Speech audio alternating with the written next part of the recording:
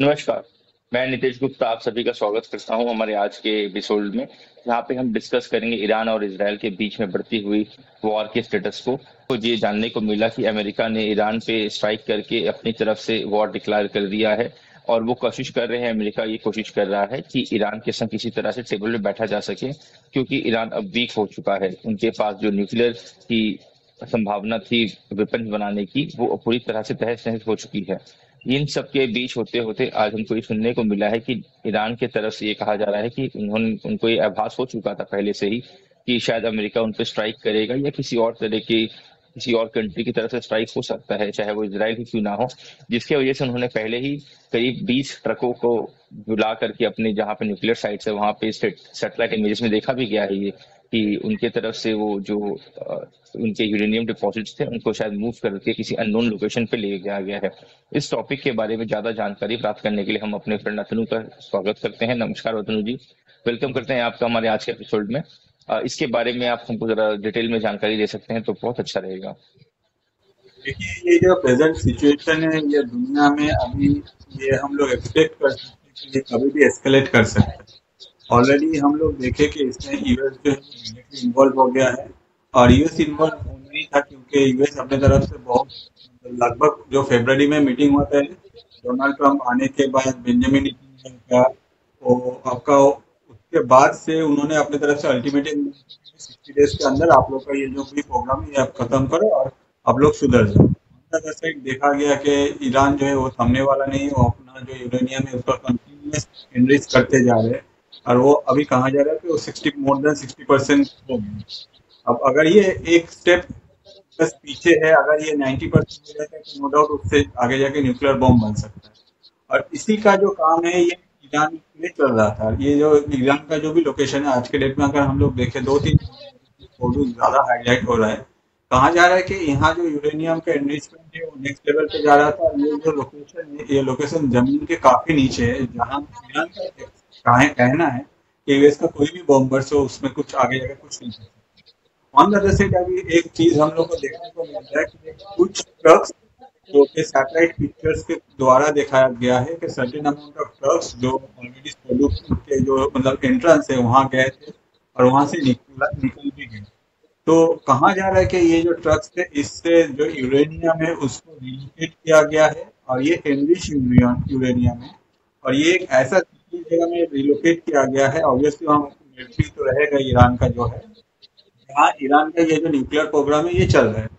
तो अब जो क्वेश्चन अराइज करते हैं तो यूएस को क्या ये पता नहीं था? मुझे तो नहीं लगता कि यूएस को ये पता नहीं था, क्योंकि यूएस का अगर देखा जाए अगर कोई कंट्री के साथ लड़ रहे हैं तो नो डाउट यूएस अपना जितना भी सैटेलाइट से सब कंट्री को जो भी एक छोटा छोटा इन्फॉर्मेशन जो है यूएस इंटेलिजेंस अपनी तरफ से गैदर करेगा। अगर ये यूरेनियम को निकालने का ये जो मतलब गेम है, अगर इसे एक कोई फॉल्स किया गया है कि यूएस को धोखा देने के लिए, तो ये भी हो सकता है कि ईरान ने ये कोई प्लान किया था जिसमें लोग दिखा रहा है कि भाई ट्रक घुस रहा है, एक सर्टेन टाइम के बाद ट्रक निकल जा रहा है, जिसमें यूएस सोचे कि भाई ये ट्रक तो यूरेनियम लेके निकल गया है, आगे हम लोग अटैक ना करें। हम लोग यूएस ने ऑलरेडी अटैक कर दिया है। यूएस का कहना है कि यहाँ काफी जो भी लॉसेस हो रहे हैं नेक्स्ट लेवल के लॉसेस हो रहे हैं। आने वाले कुछ सालों में ईरान अपनी तरफ से न्यूक्लियर जो बॉम्ब डेवलप नहीं कर पाएगा।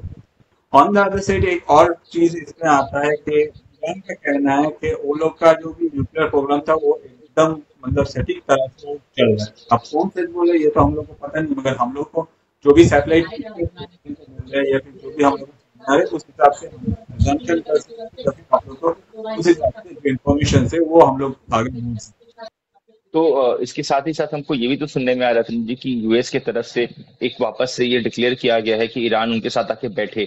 तो क्या वो यूएसए ये चाहता है कि किसी तरह का सीज फायर हो जाए? हैं। हाँ, यूएस का यही कहना था। अगर देखे अगर जाए तो पहले से इजराइल और यूएस का यही कहना था कि आप लोग का जो भी न्यूक्लियर प्रोग्राम है इसको बंद कर दो और कोई प्रॉब्लम नहीं है। जैसे कि बेंजामिन नेतन्याहू जो कि इजराइल से है वो अपनी तरफ से क्लीनर निकल कहता कि मुझे ईरानियों से ईरान के जो सिटीजन उन लोगों के साथ कुछ प्रॉब्लम नहीं है, हम लोग को लड़ना भी नहीं है, बस आप लोग का जो न्यूक्लियर प्रोग्राम है उसको खत्म कर लो, आप लोग ये न्यूक्लियर डेवलपमेंट मत करो। On the other side US का भी यही कहना था कि आप लोग का जो भी न्यूक्लियर प्रोग्राम है ये आप खत्म करो, अगर आप ये डेवलप करते हो तब जाके आगे प्रॉब्लम है। ईरान है, ईरान के जो भी ये सुप्रीम लीडर है हमें ये मानने वाले नहीं है। ये 86 ईयर्स में भी अपना अपना मतलब अपना सोच सकता है कि भाई हम लोग जब तक हम लोग के पास ये न्यूक्लियर प्रोग्राम हम लोग का कंप्लीट नहीं होगा, हम लोग के पास एटम बॉम्ब नहीं आएगा, हम लोग को शांति नहीं मिलेगा। तो वही सोच है, वही सोच की वजह से, एक सोच की वजह से इतना सब कुछ प्रॉब्लम हो रहा है। ऑन द अदर साइड अगर देखा जाए, पैरेलली जेनेवा में मीटिंग चल रहा है ईरान के जो भी कॉरेस्पॉन्डेंस है उन लोग के साथ, यूरोप के बहुत सारे कंट्रीज का, जिसमें यूके भी है। तो उन लोग का कहना है कि उन लोग अगर बीच में कहीं भी कुछ होके आगे सीज फायर हो सकता है। अगर ईरान ये मान लेता है तो ऑब्वियसली ईरान को ट्रम्प के साथ बिठाया जाएगा। ईरान के जो भी प्रतिनिधि दल है दोनों को मान ले रहे हैं कि भाई हाँ हम लोग नहीं करेंगे, तब जाके ये सीज फायर हो सकता है। मगर ईरान का जो अभी स्टैंड है कि होने वाले नहीं है। On the other side US जो है वो ऑलरेडी जिस तरह से बॉम्बिंग किया है, नेक्स्ट लेवल का बॉम्बिंग है अगर देखा जाए। भले ही हम लोगों को कुछ पता नहीं चले या फिर ईरान एग्जैक्टली क्या होता है, कभी भी कोई जगह में बॉम्बिंग होता है तो सैटेलाइट पिक्चर्स में वो आ ही जाता है।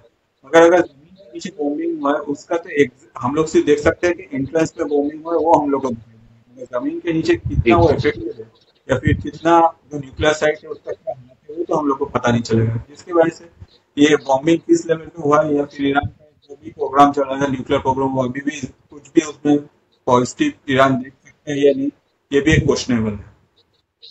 जी।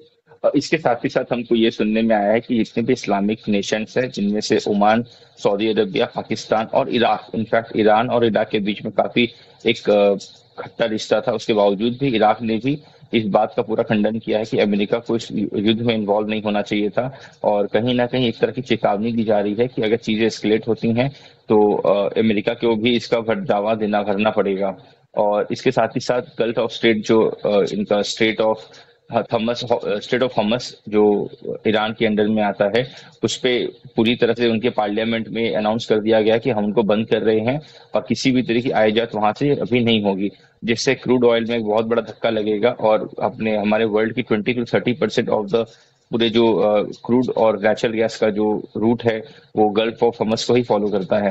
तो उसके लिए एक बहुत बड़ा सेटबैक होगा यूएस के लिए, और यूएस इस बात से डर भी रहा था बिकॉज यूएस का सारा ऑयल जो भी यहाँ पे इंपोर्ट होता है एशियन कंट्रीज में वो वहीं से आता है। तो इसे यूएस ने सोचा भी नहीं था कि वो ये करेंगे। इनफैक्ट ट्रम्प का एक ट्वीट आया है कि जिसमें उन्होंने कहा it's like a financial suicide for Iran itself. तो एक तरह से बहुत ही नेगेटिव न्यूज है ईरान के लिए। बट आज अभी जो युद्ध के जो हालात बने हुए हैं, ईरान का ये मानना है कि इस बार आर या पार होगा। तो हमको अगर घाटा भी होता है तो हम घाटा सह लेंगे, लेकिन हम किसी भी तरह से डरने वाले में से नहीं हैं।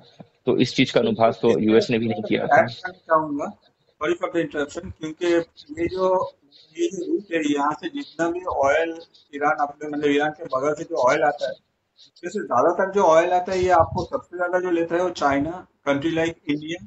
हम लोग इसमें अफेक्टेड होंगे no doubt. On the other side अगर देखा जाए यूएस इससे ज्यादा कुछ अफेक्टेड नहीं है, क्योंकि यूएस का जो रूट है वो अलग है। दुनिया भर का ज्यादातर मतलब आप जो कहें कि 20% जो ऑयल है वो यहाँ से ट्रांसपोर्ट करता है, तो उनमें से ज्यादातर जो लेते हैं वो है चाइना। सबसे ज्यादा जो इफेक्टेड होगा चाइना। आज के डेट में अगर देखा जाए चाइना जो ईरान के साथ खड़ा है, और अगर ये रूट बंद करने से सबसे मेजर जो प्रॉब्लम होगा वो है चाइना को प्रॉब्लम होगा, कंट्री लाइक इंडिया को भी प्रॉब्लम होगा। मगर हम लोग के पास अभी रिजर्व है, जिसकी वजह से जो मतलब रिटेल में जो ऑयल प्राइस है वो अभी हाइक नहीं कर रहा है, तो फिर भी हम लोग सर्टेन अमाउंट ऑफ टाइम तक हम लोग इसको बैलेंस कर सकते हैं।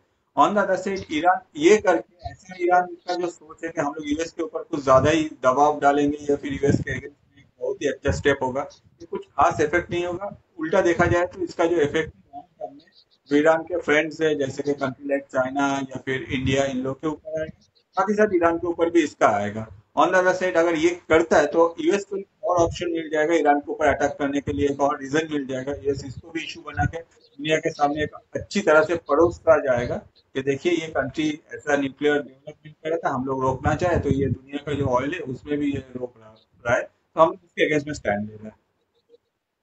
जी बिल्कुल सही, ये पॉइंट बिल्कुल सही है।